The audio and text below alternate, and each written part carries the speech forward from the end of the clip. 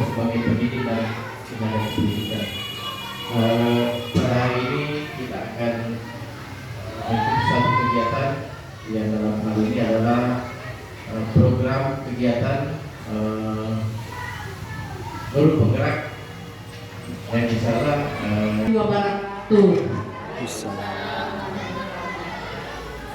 puji syukur kita panjatkan kehadirat Allah Subhanahu wa taala, di mana pada kesempatan ini kita masih diberikan kesehatan, diberikan kekuatan untuk hadir di tempat ini guna melaksanakan satu kegiatan, yaitu diseminasi budaya positif.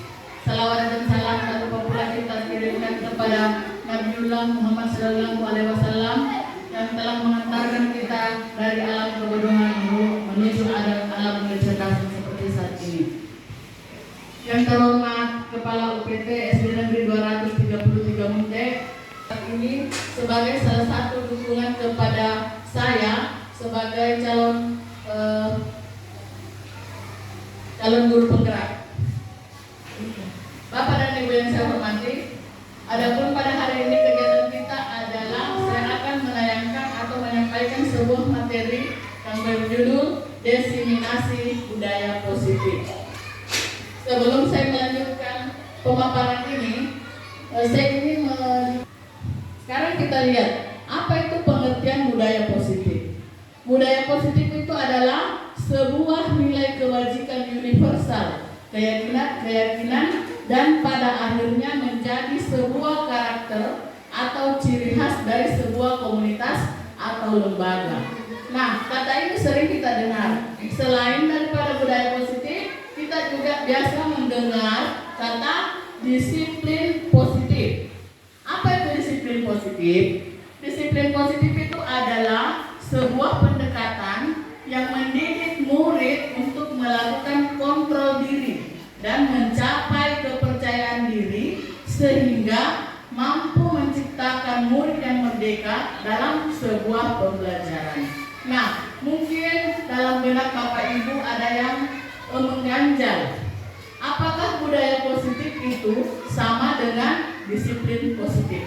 Bagaimana Bapak Ibu, menurut kita perilaku individu yang berada dalam kelas untuk bagaimana kita sebagai seorang guru membantu individu tersebut untuk bertanggung jawab. Jadi pada dasarnya kalau kita lihat secara sekilas, budaya positif itu sama. Tujuannya sama, persamaannya itu sama-sama menciptakan lingkungan belajar yang kondusif.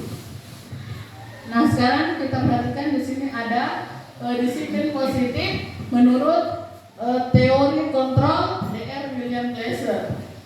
Di situ kita bisa menurut Dr. William Glasser itu bahwa teori kontrol itu kita bisa mengontrol orang lain, hanya Anda tidak bisa mengontrol orang lain, Anda hanya bisa mengontrol diri sendiri. Maknanya adalah belajar kontrol diri dengan menggali potensi diri agar tercapai tujuan yang mulia, yaitu sesuatu yang menjadi seseorang kita inginkan akan tertanam. Kemudian ada posisi kontrol manajer. Kalau posisi kontrol manajer ini adalah untuk menghargai dirinya sendiri. Berarti dia melakukan sesuatu itu karena untuk menghargai dirinya sendiri. Oh, saya mau melakukan ini supaya saya bisa menanamkan apa yang saya lakukan, bukan karena mengharapkan imbalan atau menghindari hukuman. Kemudian pada posisi kontrol itu ada segitiga restitusi, yaitu yang pertama menstabilkan identitas, yang kedua validasi kebutuhan, yang ketiga menanyakan keyakinan. Nah, kelima posisi kontrol ini sebaiknya kita menghindari yang pertama, yang mana itu adalah hukuman. Hukuman itu dilaksanakan ketika keempat posisi kontrol ini sudah tidak bisa, maksudnya tidak ada jalan lain, tetapi pada dasarnya tidak boleh atau diharamkan dilakukan. Tetapi kita tidak bisa mengingkari itu, Pak, karena kita sebagai Bapak Ibu, kita sebagai manusia biasa pasti emosi ada. Jadi bagaimana kita sebagai seorang guru itu menekan emosi kita, dalam diri kita. Kemudian seperti biasa, bahkan saya juga pernah lakukan Bapak Ibu, ketika anak-anak terlambat upacara, pasti dibilang, sini nak, sini, kumpul sampah, berdiri dulu di depan baru kumpul sampah. Itu adalah bukan sesuatu konsekuensi, tetapi itu adalah hukuman. Mungkin Bapak Ibu ada yang bertanya bahwa selain konsekuensi apa yang dilakukan? Yang dilakukan adalah restitusi. Pernah saya mendengar pertanyaan dari teman-teman bahwa Bu, kapan dilakukan restitusi? Restitusi itu dilakukan ketika kita sudah melaksanakan konsekuensi. Konsekuensi itu berarti misalnya anak itu merobek bukunya temannya. Kira-kira Bapak Ibu konsekuensi apa yang dilakukan anak itu? Merobek bukunya temannya. Apa yang dilakukan? Konsekuensinya? Ya, betul sekali, mengganti. Karena ini merobek buku berarti ada hubungannya dengan mengganti. Bukan berarti si A merobek bukunya temannya, silakan lari ke lapangan. Berarti itu tidak ada hubungannya. Berarti kita masuk sebagai guru penghukum untuk sesuatu. Jikalau murid tersebut memiliki atau tidak melakukannya, walaupun tampaknya kita guru sedang mengontrol perilaku murid, hal demikian terjadi karena murid sedang mengizinkan dirinya untuk dikontrol. Saat itu bentuk kontrol guru menjadi kebutuhan dasar yang dipilih murid tersebut. Teori kontrol ini menyatakan bahwa semua perilaku memiliki tujuan, bahkan terhadap perilaku yang tidak disukai. Jadi, menurut teori ini bahwa anak-anak itu melakukan sesuatu berarti semua mempunyai tujuan. Kalau misalnya ada anak, lari-lari di sana, lari di atas pot, pasti dipanggil, hei, lari di situ nak. Tetapi menurut kita itu adalah sesuatu yang tidak bermanfaat bagi kita. Tetapi menurut dia, kenapa anak itu lari-lari? Karena dia mau mendapatkan kebutuhan dasar yang mana itu? Kebutuhan Bapak Ibu, kebutuhan dasar apa? Tadi ada 5. Berarti jalan lalu merasa begini. Berarti kebutuhan dasar untuk mendapatkan kesenangan karena senangnya lari-lari. Seperti itu Bapak Ibu. Nah kemudian yang kedua, bahwa semua penguatan positif efektif dan bermanfaat. Penguatan positif itu atau bukan adalah bentuk kontrol segala usaha untuk mempengaruhi murid agar mengulangi sesuatu perilaku tertentu. Adalah usaha untuk mengontrol murid tersebut dalam jangka waktu tertentu. Kemungkinan murid tersebut akan menyadarinya dan mencoba untuk menolak kebutuhan kita. Tidak boleh, saya tidak boleh seperti ini. Karena itu sudah motivasi dalam dirinya yang dibuat sendiri, bukan dorongan dari kita. Nah, jadi kita berusaha itu berkolaborasi dengan anak-anak, bagaimana membuat sebuah keyakinan jelas dengan menghilangkan kata tidak seperti yang ada pada kesepakatan kelas. Nah, semangat pagi. SDM luar biasa. Terima kasih Bapak Ibu yang sudah meluangkan waktunya. Ini sebagai bagian dari proses pendidikan saya dalam mengikuti kegiatan program guru penggerak. Sekali lagi terima kasih Bapak Kepala Sekolah yang telah bersedia meluangkan waktunya untuk saya dan rekan-rekan pendidik. Dan saya akhiri dengan ucapan Assalamualaikum warahmatullahi wabarakatuh. Atas dulu.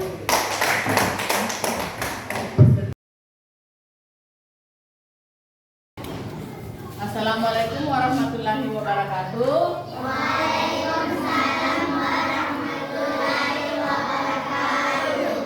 Bagaimana kabar kalian hari ini? Baik. Alhamdulillah. Semangat pagi. Pagi. Yes. Nah, hari ini kita akan membuat keyakinan kelas bersumber dari kesepakatan kelas yang pernah kita buat. Nah, apa itu keyakinan kelas? Keyakinan kelas itu adalah nilai-nilai kebajikan universal yang berasal dari dalam cerita. kemudian akan kita terapkan dalam kehidupan kita sehari-hari di kelas dalam proses pembelajaran baik di sekolah maupun di rumah. Anak-anak, siapa yang bisa menyebutkan satu contoh kesepakatan kelas yang pernah kita buat? Yang mana itu? Yang mana itu? Tidak boleh datang terlambat. Apa lagi, Nak? Iya, betul. Tidak boleh tidur-tiduran di kelas. Kemudian apa lagi? Tidak boleh berkelahi di kelas. Apa lagi yang kita buat kemarin? Apa lagi? Asgan, Asgan? Iya, betul sekali. Harus meminta izin ketika kita mau keluar kelas. Tepuk tangan dulu untuk semua anak-anak. Ya, sekarang Ibu akan membagikan sticky note atau kertas berwarna ini. Kemudian anak-anakku semua menulis kesepakatan kelas yang akan kita ubah menjadi sebuah keyakinan kelas. Nah, Ibu akan bagikan kertas ini. Kemudian anak-anakku menulis kesepakatan kelas yang akan kita buat seperti yang kita sebutkan tadi. Silakan ditulis sini, Nak. Tulis di sini ya.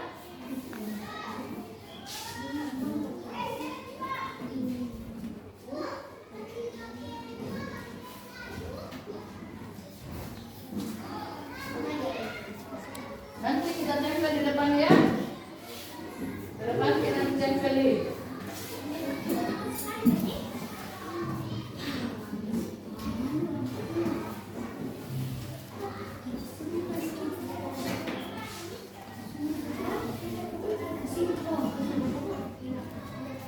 Yes, boleh tulis namanya.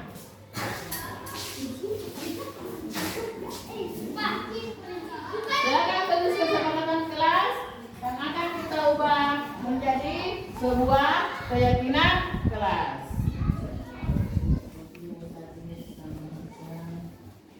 Oke, Ibu kasih waktu 5 menit menulis kesepakatan kelas kita. Kata kesepakatan itu menggunakan kata tidak boleh atau dilarang. Sudah? Sudah? Sampai sudah? Satu tulis. Silakan ditulis, Nak. Ada yang sudah? Jadi kata kesepakatan kelas itu menggunakan kata tidak boleh. Ya, silakan ditempel di sini, Nak. Kita tempel di sini. Iya. Tepuk tangan buat Surah, Asura. Iya, betul. Kata lagi. Sudah selesai.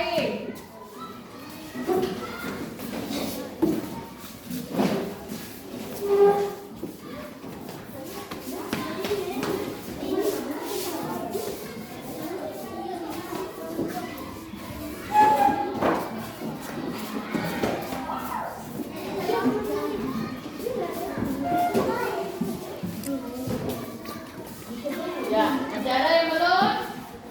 Silakan ditempel, Nak. Silakan ditempel. Silakan ditempel.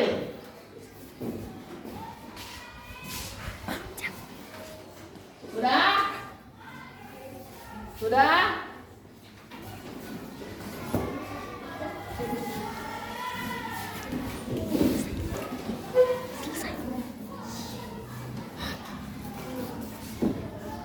Oke. Tepuk tangan buat semuanya. Nah, kita sudah menemukan ada berapa warna sticky note-nya, Nana? Ada berapa nak warnanya sticky note-nya? Oh, masih ada ternyata. Iya, tepuk tangan buat Cecil. Nah, di sini kita sudah menemukan banyak warna. Ada berapa warna di sini? 3. Satu warna, kedua warna, ketiga warna keempat warna orange. Nah, di sini ada 4 warna. Berarti tidak tertutup kemungkinan bahwa keempat warna ini memiliki kesepakatan yang sama yang akan nanti dibuat menjadi sebuah keyakinan kelas. Nah, di sini kita akan siapa yang mau mewakili temannya tampil ke depan untuk mengelompokkan kesepakatan kelas yang sesuai. Coba nak dan kesini nak, kita kelompokkan yang mana sama-sama dengan salsa. Coba salsa sini salsa. Bukan warnanya, tetapi dikelompokkan sesuai dengan hampir maksudnya bahasa yang sama, tujuan yang sama. Cari. Oh, minta izin. Tidak boleh dalam terlambat. Berarti kita pilih mana yang sama. Berarti tidak boleh dalam terlambat. Mana yang sama? Silakan. Nah, cari kita di sini. Masih ada? Semuanya kan sampai habis cari. Mana yang sama? Mana yang sama? Cari lagi yang sama bahasanya, yang sama kata-katanya cari. Tidak boleh harus minta izin. Tidak boleh makan minum. Mana lagi? Kita juga bantu masak. Tidak boleh berkelahi. Ada dari situ. Tidak boleh tidur. Berarti tidak boleh keluar, tidak boleh bermain. Sama ya dengan ini. Tidak boleh apa ini sama. Tidak boleh. Kita harus menolong teman, tidak boleh berkelahi. Cari yang sama kata-katanya. Oke, sama yang hampir sama dan sama. Oke. Apa lagi? Tidak boleh makan dan minum. Iya, apa lagi?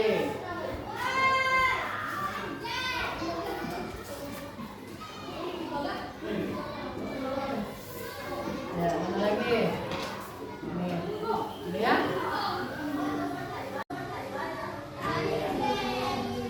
Boleh kita susun sini ya. Oke. Ya. Oke, tepuk tangan buat kedua perwakilan kita tadi. Nah, tadi kita sudah mendapatkan kesepakatan kelas dari semua siswa yang ada dalam kelas. Dari Asisura, kesempatan kelas yang dibuat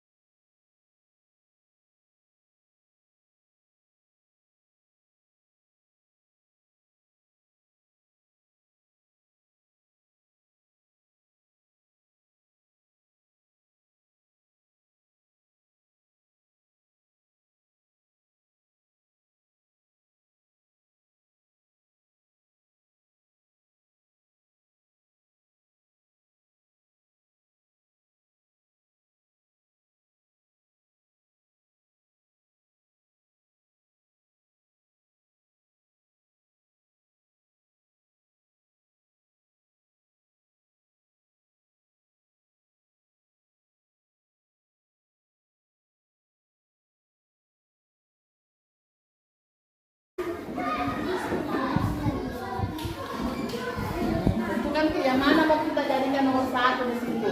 Apa dulu? Cari di sini yang mana mau kita jadikan nomor 1 dari kesepakatan tak. Yang mana? Nah, silakan naikkan di situ di atas. Kasih di sini. Ya. Iya. Berarti iya betul. Tepuk tangan buat Afgan. Siapa lagi? Siapa lagi yang mau di sini? Siapa lagi? Atika. Tentukan yang mana yang mau kita jadikan nomor 2. Yang mana yang mau kita jadikan nomor 2? Menghargai guru. Iya. Siapa lagi?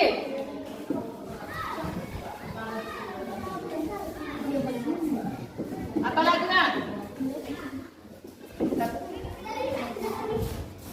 Ada guru. Ya, nah tadi temannya sudah menentukan. Waduh, panjang sekali. Ada beberapa yang sama. Nah, kita mau menentukan. Siapa mau menentukan lagi? Yang mana yang bisa dijadikan keyakinan kelas poin ketiga? Karena sudah ditanya poin 1, 2, tak? Siapa lagi yang mau?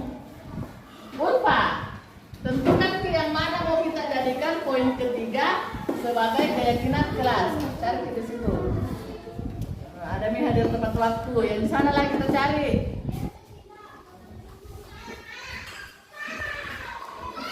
Apalagi, iya disiplin katanya. Tepuk tangan buat Ulfa. Ini dari keyakinan kelas yang dibuat oleh Siska. Kemudian apa lagi nak? Yang keempat. Apa lagi? Siapa lagi yang mau menentukan di situ? Membuat poin keempat. Siapa lagi? Tarik ke depan Ki. Yang mana mau kita jadikan keyakinan kelas tak yang keempat? Yang mana? Yang mana di sini silahkan. Yang tadi menurut pendapat tak di sini cari kertas.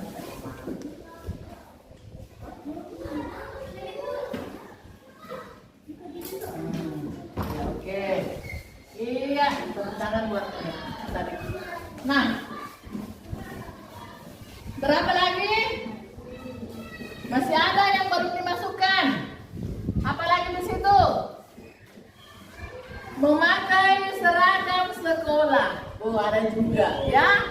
Jadi ini pendapat dari Fahmi. Nah, sini kita sudah menemukan 5 keyakinan kelas ya. Jadi pertama, Ibu Guru mau melengkapi ini ya sesuai dengan apa yang kita tulis tadi. Kita sudah menentukan. Jadi keyakinan kelas ini pada saat kita belajar, pada saat kita berkegiatan di sekolah, atau pada saat kita ada berada dalam lingkungan sekolah, maka kita harus mengingat, oh saya sudah membuat perjanjian, saya sudah membuat keyakinan sama diri saya bahwa saya tidak boleh datang terlambat. Saya harus disiplin, saya harus menghargai waktu, saya harus menghormati teman, saya harus menjadi pembelajar yang semangat. Karena ada yang sudah ditentukan. Nomor 1, sudah ditentukan bahwa kita harus hadir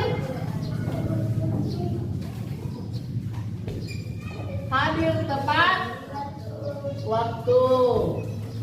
Kemudian apalagi menghargai guru.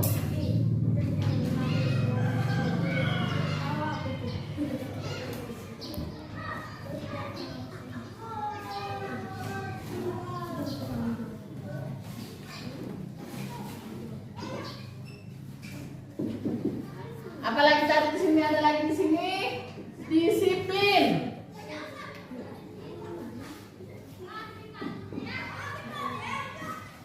Ada lagi memakai seragam sekolah. Memakai seragam sekolah. Kemudian menjaga hubungan baik ada juga.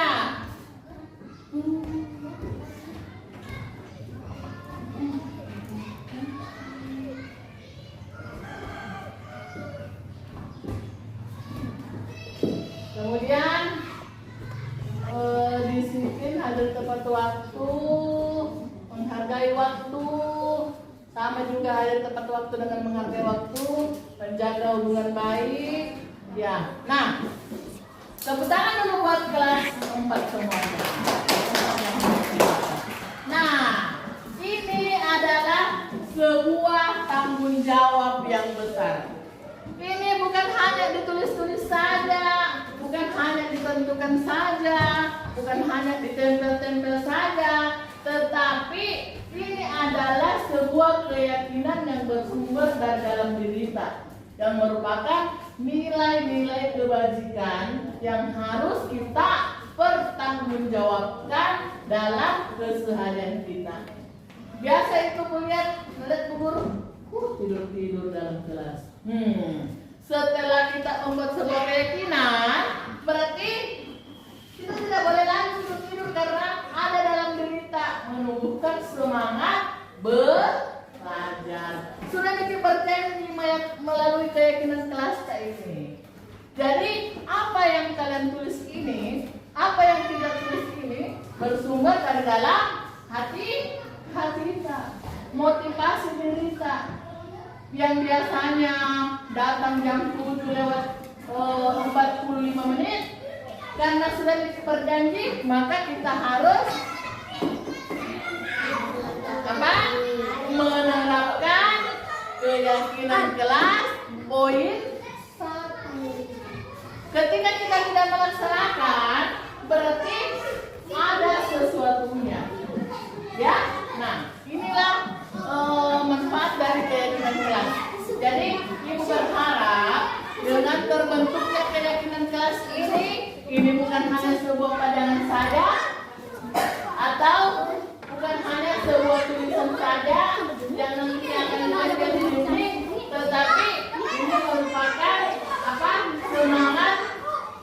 semangat dari dalam diri kita yang harus kita tanamkan di setiap kehidupan. Nah, ibu akhiri karena kita sudah sepakat semua, kita sudah yakin semua dengan apa yang kita buat. Jadi ibu berharap ini bukan hanya sekedar tulisan, bukan hanya sekedar pajangan nantinya, tetapi kita terapkan dalam kehidupan atau keseharian kita. Oke, tepuk tangan semua untuk kelas 4. Hebat, tetap semangat. Dan ibu akhiri diskusi keyakinan kelas hari ini dengan ucapan Assalamualaikum warahmatullahi wabarakatuh.